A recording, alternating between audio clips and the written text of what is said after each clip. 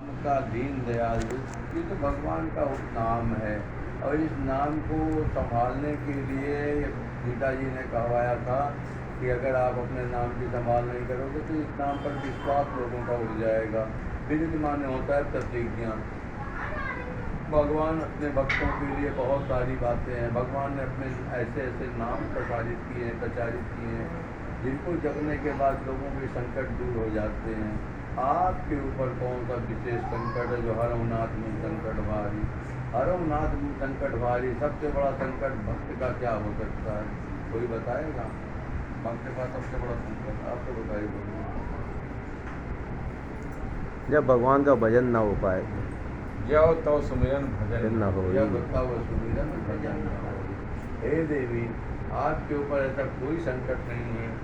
आप खूब आराम से भजन कर सकती हैं। सीता मैया वहाँ रावण भैया के पास पड़ी हुई हैं। भगवान के विरह में उन्होंने यह बात अपने पुत्र से कहा है, हे बेटा, सीता जी को प्रणाम करना, छोटे भाई के सहित प्रणाम करना और मेरे इस बात को बताना कि भगवान के नाम का दीन दयाल शब्द है और वो अपने नाम की संभाल करें। विदित माने होता है प्रतिज्ञा। कहा या अपने प्रतिज्ञा या अपने नाम की संभाल करें, नहीं तो इस नाम से लोगों का विश्वास उड़ जाएगा। हरहुनाथ संकट भारी, हे प्रभु, मैंने सुना है आप दीनों पर दया करते हैं और मैं भी इस समय दीन हूँ, इसलिए आपके सहयोग की, आपके सहायता की, आपके भाव की अपेक्षा है। वही उन्होंने कहा, हरहुनाथ संकट भारी। आपका कौन सा विरा है? यदि आप भगवान से इतने नज़दीक होते, जिससे मैंने अभी आपसे पहले कहा कि आप अपने पति को खो चुकी हैं और सांसारिक पति के खोने के अभाव में, इस भाव में जब आप रहती और जगत पति को आप अपना पति बना ली होती तो आज की तारीख में ये चौपाई आपके जीवन का आइडियल थीम बन जाती कि दीन दयाल ब्रज संभारी, हरहुनाथ संकट भारी। अब तो मैं तेरे भरोसे हूँ, ऐसा भाव लेकर के चलो। इस दूसरी चौपाई आपने जो बोली, मंत्र महामंत्र विषय ब्याल के मेटत कठिन सुमन उभार के, पूरे रामचरितमानस की जितनी भी चौपाइयाँ हैं, अनमिल आकर अरथ न जापू, प्रकट प्रभाव महेश प्रतापू। कलयुग के इस घोर त्रासदी को देखते हुए बाबा भोलेनाथ ने सावर मंत्रों की रचना की। भिन्न भिन्न रोगों के भिन्न भिन्न उपाय हैं, अलग अलग कष्ट। रोग की बात नहीं कर रहा हूँ, ये तो दैहिक रोग की बात किया। दैविक आपदा हो, भौतिक कोई समस्या हो, उस सब के लिए सावर मंत्रों की रचना की गई। सावर मंत्र बहुत सीरीज में नहीं है, शब्द उल्टे सीधे हैं। जब आप उसको पढ़ेंगे तो आप उसमें लय नहीं बना पाएंगे। तो कहा क्या करना चाहिए? बाबा भोलेनाथ ने सावर मंत्रों को सीधा करने के लिए बाबा तुलसी को स्वप्न दिया है और स्वप्न में कह दिया कि तुम भगवान के चरित्र का बखान करो, वर्णन करो। बाबा तुलसी ने कहा, मैं कैसे कर सकता हूँ? कहा तुम करो, हम तुमको लाइव टेलीकास्ट दिखाएंगे। और लाइव टेलीकास्ट दिखाते हुए दोहा नंबर 15 बालकांड पर लिख गए, कलि बिलोक जग हित हर गिरिजा, साबर मंत्र जाल जिन सिरिजा, अनमिल आकर अरथ न जापू, प्रगट प्रभाव महेश प्रतापू, प्रकाशो उमेश मोहि पर अनुकूला, करी कथा मुद मंगल मूला। यह भगवान शंकर कहते हैं और तुलसी बाबा से तुलसी बाबा कहते हैं, यदि हमको स्वप्न में दिखाया है और स्वप्न में शंकर भगवान ने कहा है। शंकर भगवान भी थे, पार्वती जी भी थे। इसके लिए बाबा तुलसी ने दोहा नंबर 15 लिख डाला और उसमें साफ साफ लिखा है कि मैं कुछ नहीं कर रहा हूँ। ये पूरी रामचरितमानस शंकर भगवान और पार्वती जी ने हमको सपने में बताया है और कहा मैं तुम्हें दिखाता चलूँगा पिक्चर और तुम देख देख के लिखते जाना।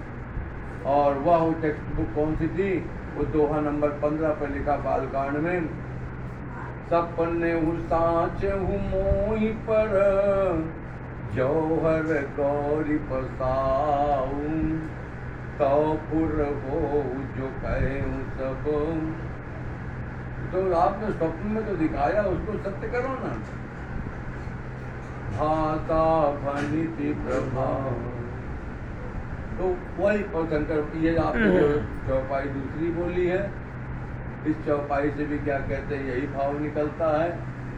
मंत्र महामल विषय ब्याल के, हे भाई कहना चाहूँगा, किसी के यहाँ कोई कष्ट होता है, पुरोहित और गुरु जी आके कोई बता जाते हैं, महामृत्युंजय का जप करा लो, फला करा लो, राहु में मंगल घुस गया, मंगल में शनि घुस गया, ऐसा बताया नहीं कि आपने बताया। पूछा महाराज कितना खर्च आएगा?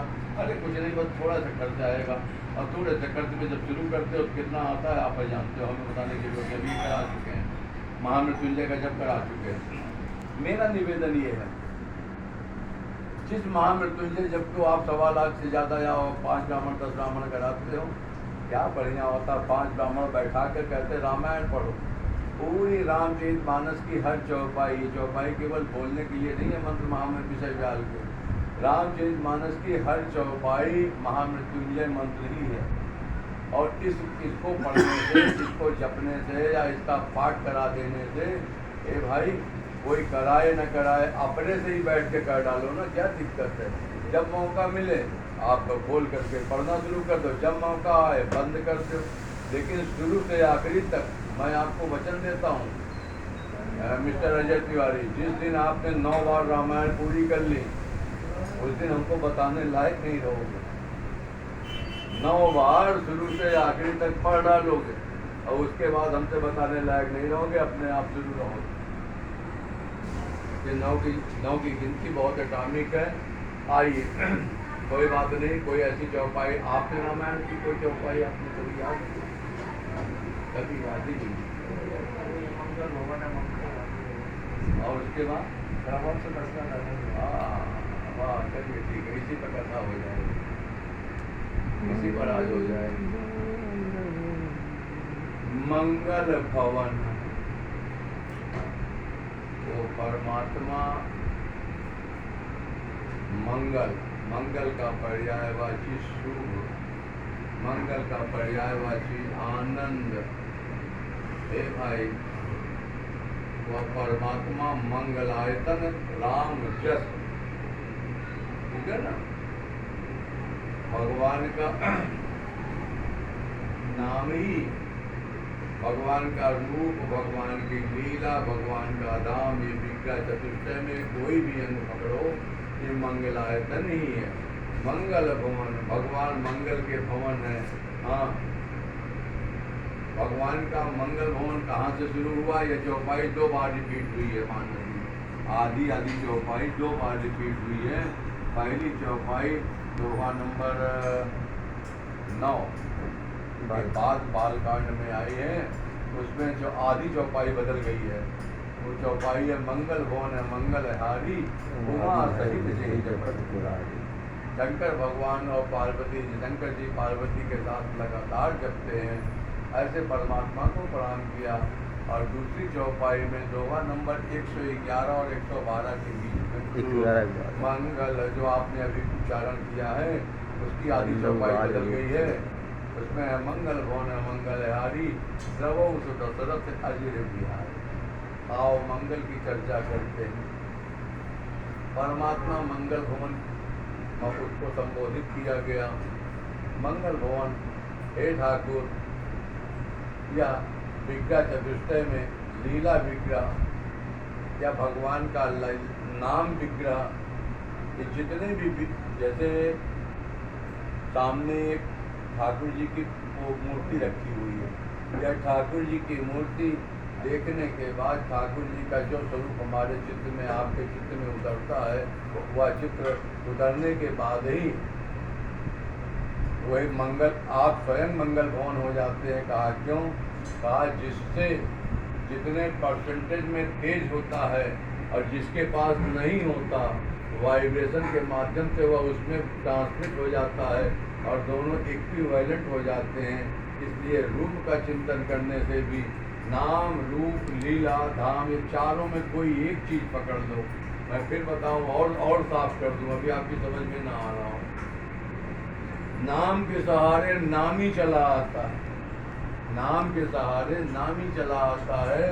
किसी देवी का नाम लक्ष्मी हो और मैं यहाँ से बैठ कर के बुलाऊं, अरे लक्ष्मी जरा सुनो तो सही।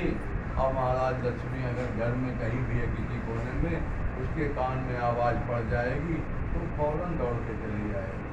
आपको क्या लगता है साधारण व्यवहार में, सामान्य जगत में यह व्यवस्था है कि नाम पुकारने के बाद वो व्यक्ति सुनने के बाद आ ही जाता है, और वह परमात्मा जगत नियंता जो सर्वव्यापक है उसके कान में आवाज़ पड़ने की क्या दिक्कत है। वो तो कड़ में विद्यमान है, निर्गुण निराकार, और निर्गुण निराकार को जैसे ही आभास होता है, जैसे ही इन्वायरमेंटल में बात गूंजती है कि हमको कोई बुला रहा है, तो क्या आपको लगता है कि ठाकुर को आने में विलम्ब होगा? सवाल ही नहीं पैदा होता। इसी तरह से रूप का चिंतन, जितने हम आप कैलेंडर या फोटो या श्री विग्रह के मूर्ति देखते हैं, ये भगवान के प्रतीक हैं। रूप का चिंतन बनाने के लिए भगवान, ये ठाकुर की व्यवस्था है, भक्तों की व्यवस्था है। कैसे भगवान हमारे कहते हैं हमारे भक्त किस स्वरूप का आधार ग्रहण करेंगे, कौन सा आधार स्तंभ पकड़ करके हमको पुकारेंगे, यह एक व्यवस्था बनाई गई कि इन प्रतीकों में हमको देखो, इसी स्वरूप में देखो। धीरे धीरे धीरे धीरे देखते देखते महाराज भगवान से प्रेम हो जाता, उचित से प्रेम हो जाता। कोई जरूरी नहीं। एक बार अकबर बादशाह ने अपने वजीर से कहा, वजीर का नाम आप लोग जानते हैं, ज़्यादा बताने की जरूरत नहीं है, विस्तार नहीं देंगे।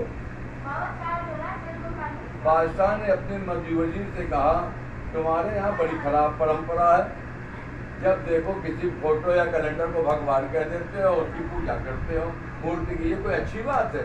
हमारे यहाँ देखो हम लोग तो ऐसे ही बस अल्लाह अकबर करते हैं। वजीर ने कहा, हुजूर इसका जवाब हम समय आने पर बताएंगे। एक दिन की घटना, कहीं से वजीर उनके पिताजी की तस्वीर ढूंढ के ले आया।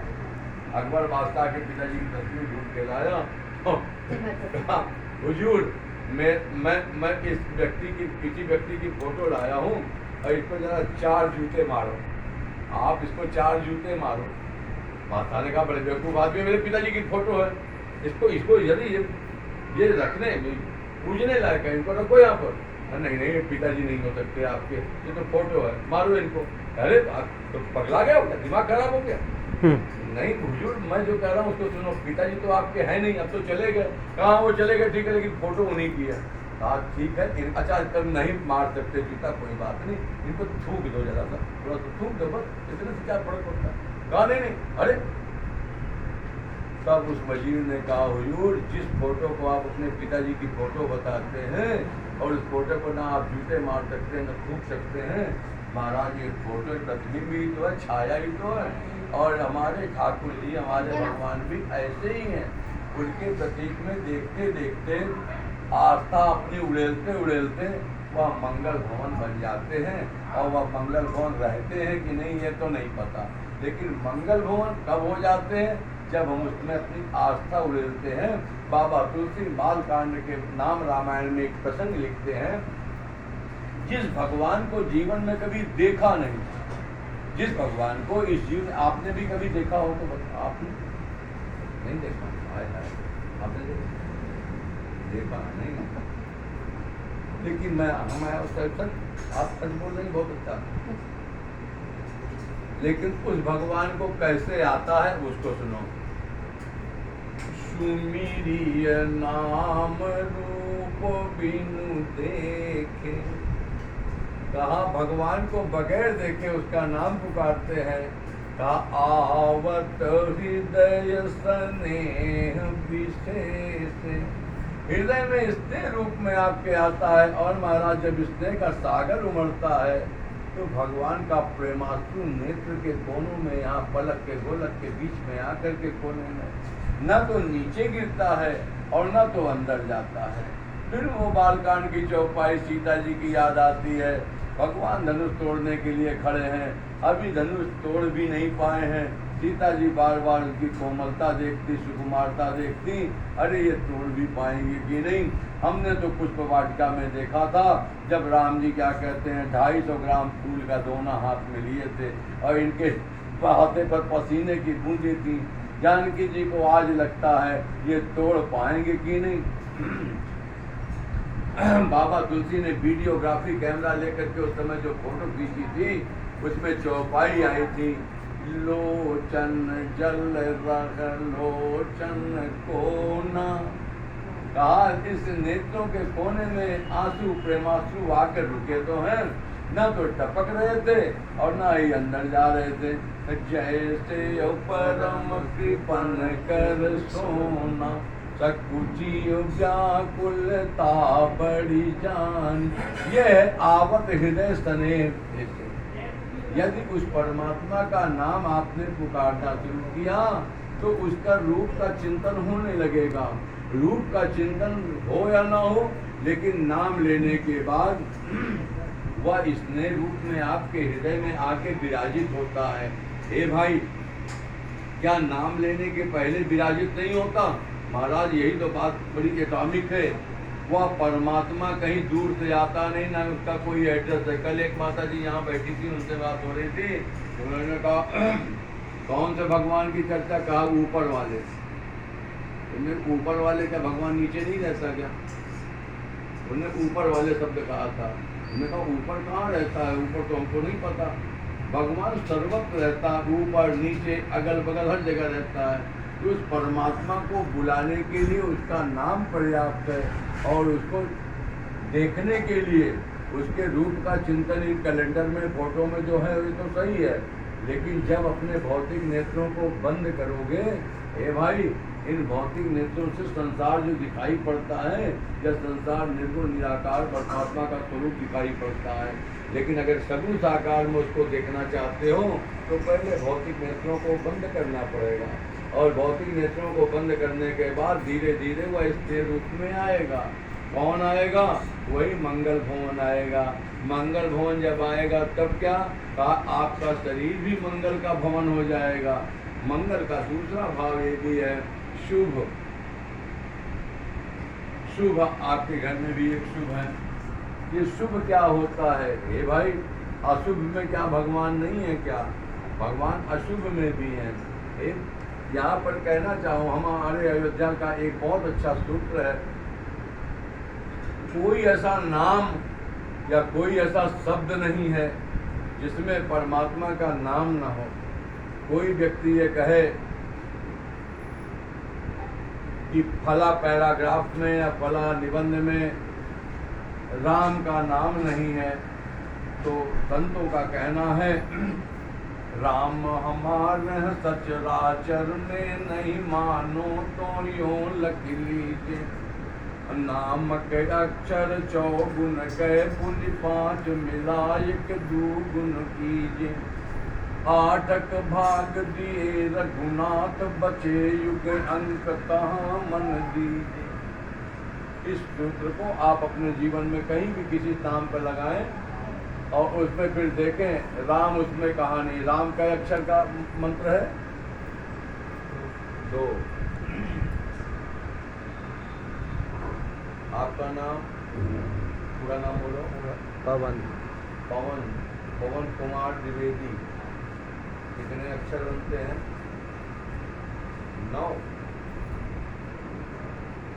9 अक्षर को दुगना करिए। 18 नहीं, 4 से गुना करिए। नामक अक्षर 4 गुण करिए। 9 चौक 36। फिर उसमें 5 ऐड कीजिए, 41। 41 को 2 से गुणा करिए। 41 दूना 82। 8 से भाग दे दीजिए, कितना बचता है? 8 से 2 बचेगा। किसी भी शब्द के अक्षर को गिन लीजिए या किसी भी निबंध के अक्षर को गिन लीजिए, पूरा अखबार के अक्षर गिन डालिए, लेकिन उसमें आखिरी में आपको 2 ही बचेगा, और ये 2 ही राम नाम है। 33 करोड़ देवी देवताओं की संख्या है, और इन 33 करोड़ देवी देवताओं की संख्या में 100 करोड़ रामायण है। कितनी रामायण है? 100 करोड़। 100 करोड़ में बाबा भोलेनाथ ने जब बांटना शुरू किया तो देवताओं को, ऋषियों को और मनुष्यों को जिसको बांटा, हे महाराज 33 करोड़ तक बांटते बांटते फिर क्या कहते हैं, लास्ट में 1 करोड़ बचा। तो लोगों ने कहा ये 1 करोड़ भी बांटो, तो उसमें भी बांटा, तो 33 लाख बांटा, फिर 1 लाख बच गया। आखिरी में बांटते बांटते केवल 2 ही बचा था। रामायण और रामचरित शतकोटियों ली महेश जी जान, ये राम नाम वहां से निकला है। आप हनुमान चालीसा पढ़ते हैं, कोई महामृत्युंजय मंत्र का जाप करता है, कोई दुर्गा चालीसा पढ़ता है, कोई शनि चालीसा पढ़ता है, लेकिन एक बात, शंकर भगवान की देवी जी विष्णु सहस्त्र नाम का पाठ कर रही थी। आपको जानकारी के लिए बता देते हैं, जितने भी मंत्र हैं 7.5 करोड़ मंत्रों की संख्या है, और उन मंत्रों की संख्या में सारे मंत्रों को, सारे वेद पुराण एक साथ आप नहीं पढ़ सकते। तो कहा विष्णु सहस्त्र नाम का अगर पाठ कर लिया तो सब पाठ आपका पूरा हो गया। ठीक है, ये एक सिद्धांत हुआ। लेकिन बाबा भोलेनाथ ने एक और सिद्धांत निकाल दिया उसी में। उन्होंने कहा कि हे देवी, जैसे आपको कहीं जाना हो और आप अपनी देवी जी से कहें भोजन के साथ पा लो, हम दोनों पा लेते हैं, कहीं निकलना है। शंकर भगवान कहते देवी हमको कहीं चलना है, जल्दी पाठ पूरा कर लो। उन्होंने कहा मेरे विष्णु सहस्त्र नाम का पाठ बाकी है। तो शंकर भगवान ने उनको एक व्यवस्था दी, हे देवी विष्णु सहस्त्र नाम पढ़ने में भी जितना समय लगता है उससे कम समय में एक बार राम राम बोल दो। कहा पूरे विष्णु सहस्त्र नाम के पाठ का फल आपको मिल जाएगा। हम ऐसे नहीं कह रहे हैं, रामायण में भी आया और राम रक्षा स्तोत्र का अंतिम मंत्र याद करो, राम रामेति रामेति रमे रामे मनोरमे सहस्त्र नाम तत्तुल्यम राम नामो वरानने। हे देवी, एक विष्णु सहस्त्र, आपने विष्णु सहस्त्र नाम कभी पढ़ा? पुस्तक भी नहीं देखी है? ब्राह्मण तो नहीं, आप ब्राह्मण? ये तो वो डॉक्टर आयुष मिश्रा की वो माता जी की है। राम कभी विष्णु सहस्त्र नाम पुस्तक देखी है? नहीं। आपने विष्णु पुराण देखा है। आपने कभी देखा ही नहीं? हमारे यहाँ है। आपके यहाँ है? इन्होंने देखा है, बस समझ जाओ, बहुत अच्छी। पूरे शास्त्र को पढ़ने का जो फल होता है वो केवल एक विष्णु सहस्त्र नाम पढ़ने से पूरा हो जाता है। और उस विष्णु सहस्त्र नाम को भी अगर रख दिया जाए और 2 बार राम राम, तो कहा महाराज विष्णु सहस्त्र नाम का फल पूरा हो जाता है। यह है भगवान के नाम की शुभ। कहा कौन सा शुभ? इसको दशरथ जी कहते हैं 192 नंबर दोहे पर, चाकर नाम सुनत शुभ होय, मोरे आवा प्रभु सोय। भगवान का नाम मंगल खमन। और सुनो प्यारे, अरे क्या बात है, अभी तो बहुत सारी चीजें हैं। भगवान के नामकरण में बहुत सारे ऋषि मुनि आए हैं। वशिष्ठ जी को गौरव प्रदान किया गया, महाराज इनके नाम बताइए। वशिष्ठ जी ने कहा इनके सब नाम इन्हीं के तो हैं, कौन सा नाम रख दें? नहीं महाराज, धनी नाम जो मुनि गुनी राखा। तो वशिष्ठ जी ने कहा मैं निज कहा विश्वमति अनुरूपा, और पहला नामकरण का वो किया, मंगल का ही एक बढ़िया व्यवस्था बनाई पर्यायवाची में। हे राजन, जो आनंद सिंधु सुख राशि, जो परमात्मा आनंद का समुद्र है, सुख का भंडार है, उसका नाम राम ही रखना चाहिए। इनके कई नाम हैं, कई नाम है, जितने भी नाम है, जितने भी शब्द हैं उन्हीं के तो हैं। हमने अभी आपको जो सूत्र दिया उसको आप उसमें लगा सकते हैं। अमंगल हारी, भगवान अमंगल का हरण करते हैं। कैसे करते हैं? कैसे करते हैं? अरे बहुत सामान्य सी बात है, जहाँ राम तहाँ काम नहीं। और जहाँ काम नहीं राम, ये दोनों एक साथ नहीं हो सकते। भगवान आपके जीवन में उतर आए, आपको रामायण अच्छी लगती हो, आपको भगवान का स्वरूप अच्छा लगता हो, किसी मंदिर में चरण राम तीरथ चले जाएं, आपको नित्य नियम हो कि फला मंदिर में हम देवता का दर्शन करने जाते हैं, फिर आप अमंगल कैसे उड़ सकते हैं? दोनों एक साथ तो रह ही नहीं सकते। और इसी बात को यहाँ पर कहा है, भगवान का आना या भगवान का स्मरण करना, सुमिरिय नाम रूप बिनु देखे, जिस परमात्मा का नाम केवल स्मरण करने मात्र से जिसने रूप में आपके हृदय में आके प्रदर्श होता है, ध्यान से सुनिएगा। इसके पहले परमात्मा आता कहाँ से है? परमात्मा आता कहीं नहीं, परमात्मा सदैव निकट है, परमात्मा सदैव निकट है। और वह यह देखता है, आप मेडिकल लाइन में हैं भैया, वो ये देखता है जीव की गति कहाँ तक है। हम फला डॉक्टर के पास जाएंगे, वहाँ ठीक हो जाएंगे, भगवान कहता है जाओ। उस डॉक्टर में भी भगवान बैठा हुआ है, कब तक नहीं ठीक होगा।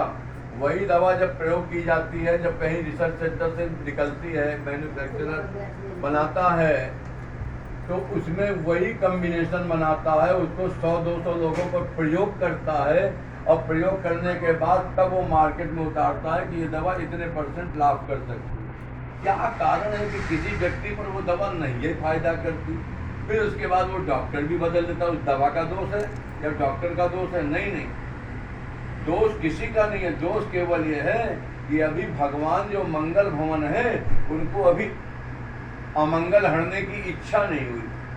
मम इच्छा कह दीन दयाला, तो भगवान की भी इच्छा नहीं हुई है, इसलिए जहाँ जहाँ जाओगे अभी क्या कहते हैं, सफलता हाथ नहीं आने वाली है, इसलिए कि भगवान की इच्छा नहीं है। भगवान की जब इच्छा होगी तभी अमंगल का हरण हो पाएगा, उसके पहले अमंगल आपके जीवन से जा नहीं सकता। वह परमात्मा जो इतना शुभ है, आपके जीवन में आनंद का पर्याय बनाता है, सब कुछ आपके अनुकूल होता है, आप भजनानंदी भजन कर सकते हैं। जीवन में सब कुछ मिल गया लेकिन भगवान नहीं मिले। आपके जीवन में सारी चकाचौंध है, लेकिन क्या एक कटोरी देसी घी लेकर के जाते समय कि पति हमारा खिचड़ी खा रहा है, एक कटोरी घी उसके थाली में रख दें तो बड़े स्वाद से खाएगा, और आप तो गरम करके अच्छे भाव से जा रहे हैं, और मालूम चला आपका पैर फिसला, कटोरी आपके ही ऊपर। सीताराम जय सीताराम, सारा सौंदर्य कहाँ गया? वही संसार में आपको जहाँ सारी चकाचौंध थी, वो सारी चकाचौंध खत्म हो गई। अब आपकी आप बदसूरत चेहरा कोई देखना भी नहीं चाहता। एक महात्मा ने एक दिन एक फोटो भेजा, और उस फोटो में बहुत अच्छा भेजा था। उसने यहाँ के पूरे अंदर का मांस का लोथड़ा पूरा दिखाया, और दिखाने के बाद कहा देखो तो सही, यह लैमिनेशन जो परमात्मा ने ऊपर से लगा दिया है, ये लैमिनेशन के कारण हम इतने खूबसूरत दिखाई पड़ते, और ये लैमिनेशन अगर हटा दो तो फिर किसी को छूने की भी, मतलब किसी को छूने की भी इच्छा नहीं करेगी, घिन लगेगी। तो खून चपक रहा है, इसमें मांस का लोथड़ा एक दूसरे में चिपका हुआ है। ये जितनी धमनी और सिराएं हैं, अगर महाराज ये लेमिनेशन हटा दो तो आप उसको छूने की तो बात छोड़ो, देख भी नहीं सकते, इतना घिन लगती है। ठीक उसी तरह से हे भाई, वह परमात्मा ही है जो इसको लेमिनेटेड करके आपके अमंगल को दूर करता है, और फिर क्या कहते हैं, आपको खूबसूरत बना के धराधाम में भेज देता है। धराधाम में आने के बाद हमको केवल एक डिटर्मिनेशन करना है, हम मंगल भवन के साथ आए हैं, हमारे अंदर चिप लगी हुई है, हमारे अंदर एक ऐसा सिस्टम लगा हुआ है जो उस मैन्युफैक्चरर के यहाँ से, जहाँ से हम लेके आए थे, कोई चार्ज करता है। ध्यान से सुनिए, और कहीं उसकी चार्जिंग की व्यवस्था नहीं है। या जो हमारा मोबाइल सेट है, या मोबाइल सेट कहीं और से एक्टिवेट होता है, चार्जिंग भी कहीं और से होता है।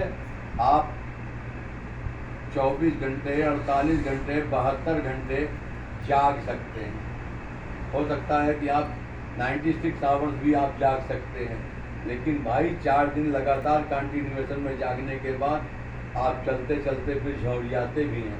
इसका मतलब यह है कि आपको नींद नहीं मिल पाई, और नींद मिलने के बाद आपको क्या मिलता है वो शब्द मैं आपसे सुनना चाहता हूँ। जब हम रात्रि में सोते हैं, हम मतलब बहुवचन में कह रहा हूँ, तो हम सभी लोग जब सोते हैं तो सुबह जब सो के उठते हैं तो कभी कभी जम्हाई लेते हैं, आज नींद नहीं पूरी हुई। अच्छा, कभी कभी ये होता है नहीं, आज हमको फुल कंप्लीट रेस्ट मिला। उस रेस्ट को हिंदी में क्या कहते हैं हमको नहीं मालूम। आराम आराम। हम उसी शब्द को सुनना चाहते हैं। चार्ज तो हो जाते हैं, तो आपने पकड़ लिया है, ठीक है। द्रवों तो दशरथ अजीर बिहारी, इसी शब्द पे आना चाह रहा हूँ। लेकिन द्रवों तो दशरथ अजीर बिहारी कैसे? वह परमात्मा जब तक आता नहीं, संधि विच्छेद कर लो कि कौन कौन संधि विच्छेद पढ़ा है? आप पढ़िए संधि विच्छेद। आराम में संधि विच्छेद करेंगे तो क्या बनेगा? हाँ, राम आओ। आ माने आप उसको बुला रहे हैं ना, वेलकम कर रहे हैं। राम आओ। जिस दिन राम नहीं आता भैया, तो ये शरीर चार्ज नहीं होता। सुबह उठ के कहते हो आज आराम मिल गया, और वह आता है, चार्जिंग प्लग लगा करके चला जाता है। और चार्जिंग प्लग लगाने के बाद आप उतनी ही एनर्जी से जो आप पिछले दिन में काम कर चुके, उतनी उसके लिए आप पुनः चार्ज हो जाते हैं। ये इस सांसारिक भौतिक व्यवस्था में कहीं नहीं मिलता, और इसी के लिए ब्रह्मा जानते हैं कि ये मनुष्य यहाँ से जा तो रहा है, फिर आना भूल जाएगा, तो जीवन मरण और या सांस लेना भी भूल जाएगा। इसलिए नाव हमेशा लगाया। आपको पता है कि आपका वेंटिलेटर कब खत्म हो रहा है? गैस, घरेलू गैस की पर्ची देवी कहती है, गैस की पर्ची कटा लो, गैस खत्म होने वाला सिलेंडर। वेंटिलेटर की पर्ची किसी ने कहा आपसे कटा लो जल्दी से? किसी ने कहा? आपको पता है? आपके बेटे ने वेंटिलेटर रखा आपके लिए खरीद के सिलेंडर? आप ही से पूछ रहा हूँ देवी जी। तो अच्छा नहीं, जैसे हमने कोई जो करो करें। हम आपसे पूछ रहे हैं, ऐसी कोई व्यवस्था नहीं है देवी। बाकायदा भगवान ने इजी वे में आपके लिए नॉब लगा रखा है। आपके हिस्से की ऑक्सीजन आपका पड़ोसी भी नहीं ले सकता, और जब भी छोड़ती हो तो कार्बन डाइऑक्साइड ही डिस्चार्ज करती हो। कभी ऐसा नहीं कि आपने ऑक्सीजन आउटपुट किया हो, आपने हमेशा कार्बन डाइऑक्साइड आउटपुट किया है। आपके हिस्से का प्यूरिफाई होकर के ऑक्सीजन किसी इन्वायरमेंटल से मिल जाता है। इतनी सारी व्यवस्था उसकी है, तो वो अमंगल का हरण करता है। इस तरह से भौतिक व्यवस्था में भी वो आपका अमंगल हरण करता है। उसी को कहा है प्रभु द्रवंश दशरथ अजीर बिहार। हे ठाकुर, दशरथ के आंगन में घूमने वाले, घुटनों के बल चलने वाले वो ठाकुर छोटे से भगवान के बाल रूप का वर्णन करते हुए शंकर भगवान ने ध्यान किया है, पार्वती जी ने प्रश्न किया है, और 9 प्रश्न का उत्तर देने में बाबा भोलेनाथ ने भगवान के बाल स्वरूप का ध्यान किया। हे ठाकुर, दशरथ के आंगन में जो घुटनों के बल नीचे प्रभु बदन